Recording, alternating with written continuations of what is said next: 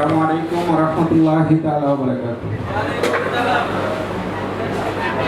দিন প্রতিষ্ঠার প্রত্যদীপ্ত কাফেলা শহীদ কাফেলা শহীদ বাংলাদেশ ইসলামী ছাত্র শিবির ঢাকা মহানগর পূর্ব শাখার একটি অন্যতম গুরুত্বপূর্ণ থানা ধানমন্ডি থানা কর্তৃক আয়োজিত আজকের এই জনশক্তি সমাবেশে উপস্থিত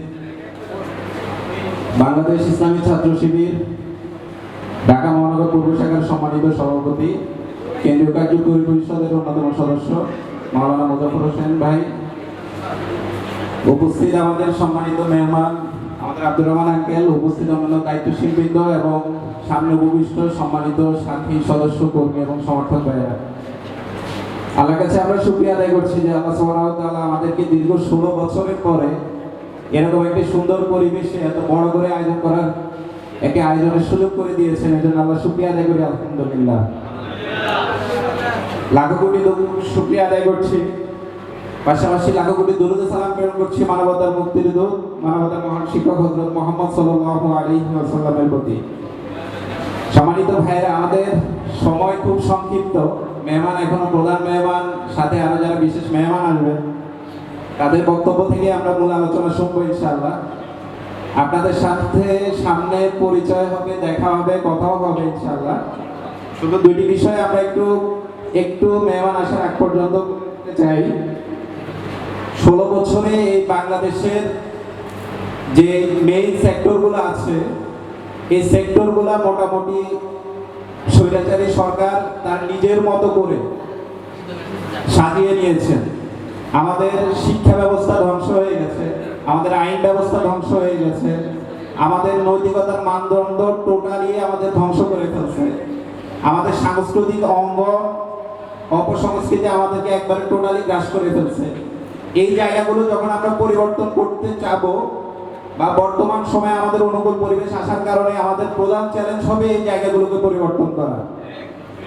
এবং আমরা আশা করি বাংলাদেশ ইসলামী ছাত্র শিবির এই জায়গাগুলোকে পরিবর্তন করার ক্ষেত্রে অগ্রণী ভূমিকা পালন করবে ইনশাআল্লাহ। এখন অগ্রণী ভূমিকা পালন করতে গিয়ে বাংলাদেশ ইসলামী ছাত্র শিবিরের যে সকল ভাইয়েরা সামনে থেকে নেতৃত্ব দিবেন, আমরা মনে করি আজকের এই সমাবেশে সেই সকল ভাইয়েরাই বসে আছেন। সেক্ষেত্রে আমাদের একটি বিষয় খেয়াল রাখতে হবে, যারা সামনে থেকে নেতৃত্ব দিবে সমাজটাকে পরিবর্তন করার ক্ষেত্রে তাদের কিছু কোয়ালিটি অর্জন করতে হয়। যেন সাধারণ লোকজন কিন্তু কখনোই একটা সমাজকে পরিবর্তন করতে পারে না। এজন্য বাংলাদেশ ইসলামী ছাত্র শিবিরের সকল পর্যায়ের ভাইদেরকে আমরা বিনীতভাবে অনুরোধ করব, সময় উপযোগী সমাজকে পরিবর্তনের জন্য যে সকল কোয়ালিটি আমার মধ্যে প্রয়োজন আছে সেই সকল কোয়ালিটি আমাদেরকে অ্যাচিভ করতে হবে। আমরা যদি এই টোটাল সমাজটাকে ডমিনেট করতে চাই, তাহলে সমাজের প্রথম সারির যে মেধাবী লোকগুলো আছে সেই মেধাবী লোকগুলোর মধ্যে আমাদেরকে নিজেদেরকে নিয়ে আসতে হবে।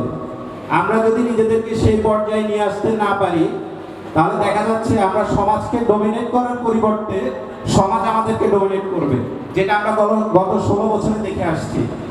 এই জন্য যারা ইসলামী ছাত্র শিবিরের ভাইরা এখানে আছেন, আমরা বলবো যে আপনারা সামনের দিনগুলোতে আপনাদের চ্যালেঞ্জ অনেক বেশি। সমাজটাকে আমরা পরিবর্তন করতে চাই, এই বাংলাদেশে আমরা দিন প্রতিষ্ঠা করতে চাই।